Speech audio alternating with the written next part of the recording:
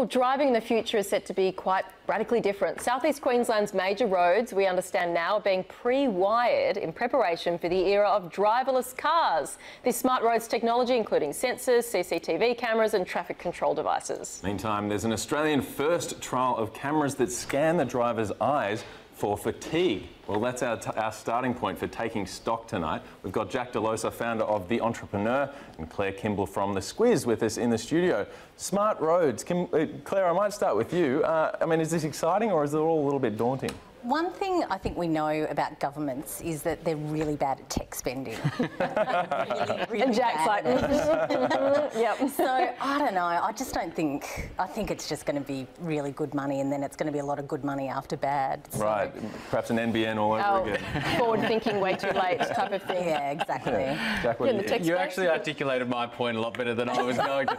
I was taking a positive view on thinking, I guess for me it's refreshing to see governments thinking forward and taking into consideration, you know, emerging technological trends, because often the thinking and the policies can be devoid of that sort of stuff. So especially in infrastructure, right? Exactly, yeah. And so it's encouraging to see, but you know, let's wait and see how the execution plays out. Yeah, when I started working in government, we had one of those forward-thinking bureaucrats, and he locked us in our department to Lotus Notes for 25 years. And anyone who knows anything about this stuff, it's like something from the Ice Age, and it was just awful, and it was a lot of money, but I just don't have faith in them, to be honest. Yeah. But I mean, this one in particular, this is about automated cars. I mean, surely that is the future, no questions asked. Safe you have to get out in front of it, you've got to do the roads right, all this sort of stuff. What is no questions asked in this stuff? Like, I just think things evolve so quickly. Who knows what it's going to be like in 25 years? Well, that's a good point, Jack. What do you think? Well, I think, you know, with technology advancing as fast as it is, I think that a lot of people in government don't understand it. Well, a lot of people, full stop, don't understand it, let alone regulate for it or prepare for it, particularly in infrastructure, effectively. And so the execution will be difficult, but like 10 points for trying. You've worked in government, as you said, Claire. Yeah. Why is it so slow? Is it because of the meetings, of the PowerPoint presentations? It's just not their skills. Like, I just think it's one of those things where you've got to make decisions, and it's tough for them because they do have to make decisions and look forward. But political uncertainty, budget stuff, I mean, tech is just really hard to predict, I think, full stop. So, what do you think about the breathalyzer for the human eye, or as in the cameras that detect fatigue? I think all shift workers, I mean, you're one of these journalist types that get up at 4 in the morning and you're still on air at, you know, 7 and 9 at night and all the rest. I'll take the back roads. That's right.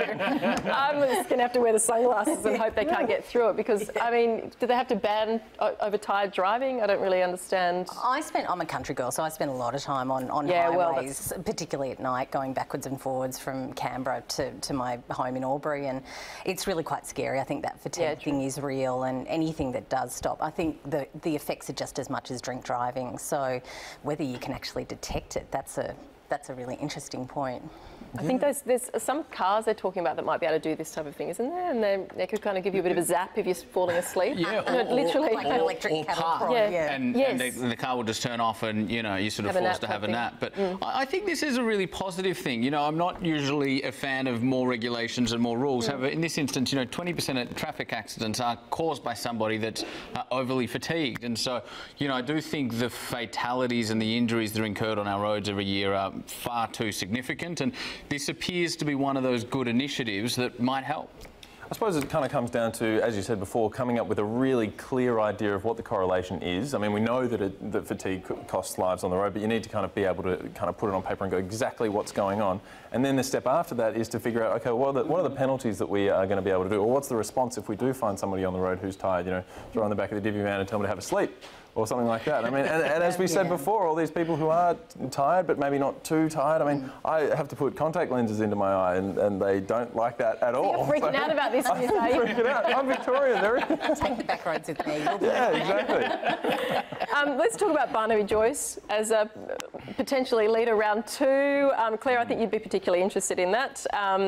Would you be supporting this? Who would be supporting this? Is this going to be the greatest comeback of all time? There might be others. Jack might have others. Look, I always thought that it was going to be a really difficult ask for Michael McCormack to step up to that leadership role, given that you've still got Barnaby on the backbench and then he got this drought envoy role. So he's a big personality and he's still in the room, and it's really, really difficult, I think. And he's quite a subtle character. I think he's a really good, everyone says he's a really good bloke, but it's not, unfortunately, the nice guy competition. So, but to come for Barnaby to come back from that within 12 months. Hashtag. Well, it's only 8 months. I mean, that's the thing, isn't it, Jack? I mean, It's extraordinary. 8 months on the sidelines. I mean, And look, let's wait and see. Yeah. It's got to be done Has yet. he really been on the sidelines? well, that's it, exactly, right? He hasn't been laying The that other low. thing is, as it relates to, I mean, all of us work in teams.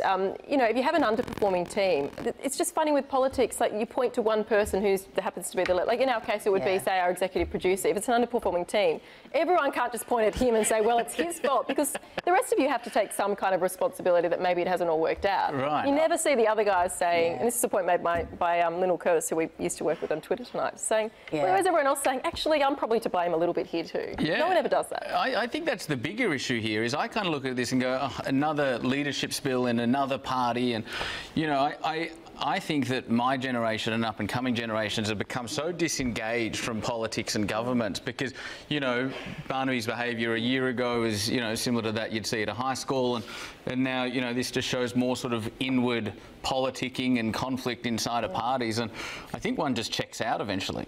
Don't know what high school you went to. Exactly.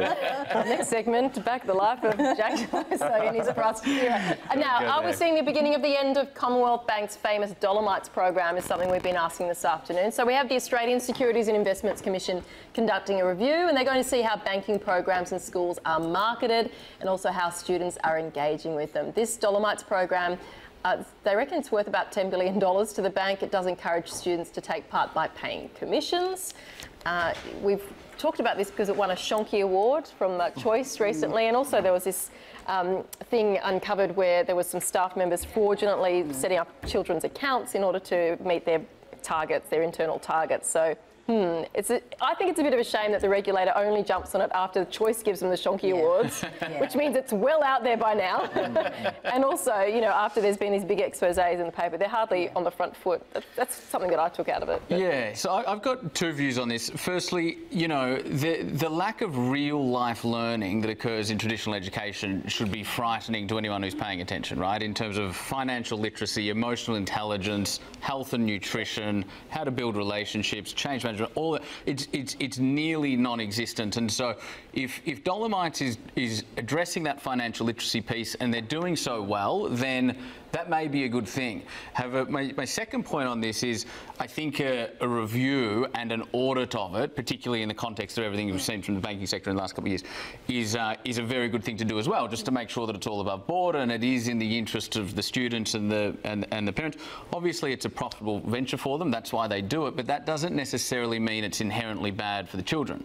Yeah. They, you know, the teaching line is certainly a good one, and you know, we can all get behind that. The problem with these products is that they're branded, and we know that Australians tend not to shift banks. You get them while they're young, and you might have them for 30 years. I think they say 35% of people still have their first bank account. Right. Yes. Great. So it's a great issue. But what's the problem with that? Everybody needs a bank account. You need a bank account to get paid. You need a bank account to go through the motions of everyday life, and so it's not an inherently bad thing that Commonwealth Bank are providing that service, in my view. So basically, good. Have a look. You're saying have a look, make sure it's legit. We're happy with that. Right. In fact, that'll clear it all up. And you're happy for it to stay there if they're happy with it. Just because it's a profitable corporation that's in there doesn't directly correlate to it's an evil scheme, in my view. Yep. Fair enough, Claire, what do you think? I used to work for Woolies before I started the Squiz for about 6 years or so, and I just noticed the other day they've started a program where they bring kids into the supermarket to teach them about fruit and veg, which is a fantastic program because kids, I think about 95% of kids aren't eating enough fruit and veg, so you get them in and get them excited. But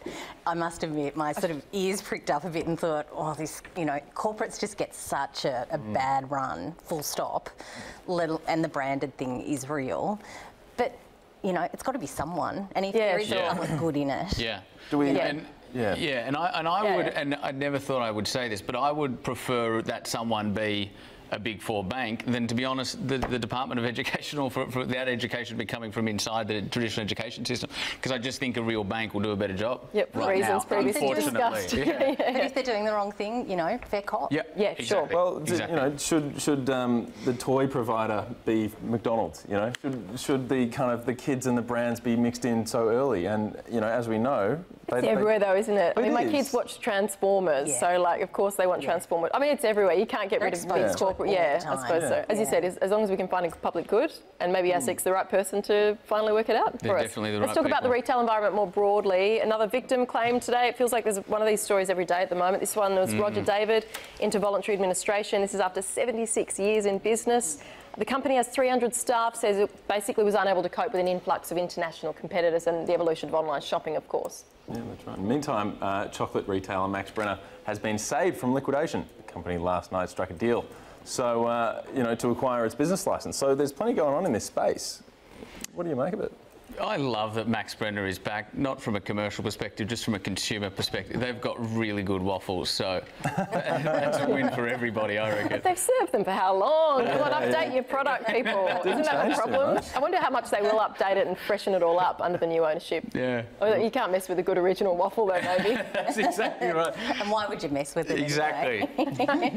I just wonder if there's other... Last night we were talking about brands of the past that you'd like to bring back, you know, brands that didn't stand the test of time. This one also made me think today, what about companies you can go back in time with a time machine and save them just like Max Brenner was saved? Think of any? I'm a big believer in that if a company fails, then there's probably many good reasons as to why it failed. So you don't want to save them. That's the right result. You know, there was one company in 1997 that had a quarterly loss of $708 million. A guy called Steve Jobs came back in and revived the culture. And then, you know, what was it, 2011, shortly before he died, they were the most valuable company in the world. And so companies can be revived if the right moves are made. And if they go under, then that's the right result, unfortunately. Yep. Much further down the other end of the scale, Granny May. I loved Granny May when I was Granny May. And it's now Smiggle, like basically. Like Granny May. Smiggle is what it is. I couldn't even pull that out of the back of my brain if I tried, but I did love Granny May. Not Fanny totally, May, but no, I Granny totally May. forgot about that. Yes. So exciting. You get your erasers and your stickers. Yes, it was awesome. but it is.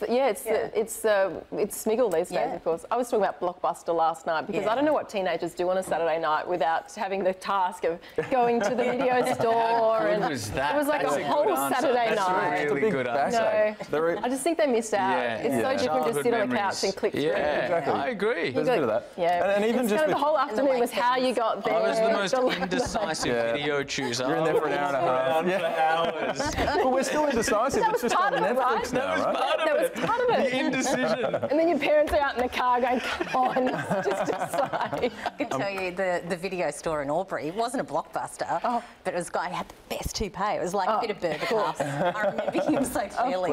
It was awesome. See, what a good memory. Yeah. That's right. I reckon the kids. I think, yours? well, I had a couple. I thought Ansett, Australia. I mean, purely nostalgia's sake. I mean, I don't think it was a spectacular business or anything, but just having it around. Yes. Also, when a few of the Woolly stores were Safeways, just going into that was a bit different. And also Saab, that car maker that was a bit weird. Some people had Saabs, and now you just don't see them around anymore because that's gone. No, it's Is Saab actually gone? I think it's gone, yeah. There you go. But, you know, I'm happy to be proven wrong on Twitter if somebody... let us know. Very good fun. Thank you, guys. You got the show after us tonight? Yes, Entrepreneurs at 8:30.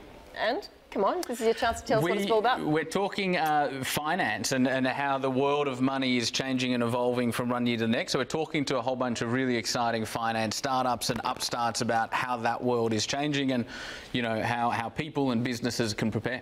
Fabulous, and we loved your kidpreneurs segment last week. Did you so see good. Jack Byrne? If you didn't, I did. What an awesome kid. If you didn't see it, it's on the website. So catch up on yourmoney.com.au if you'd like to do that.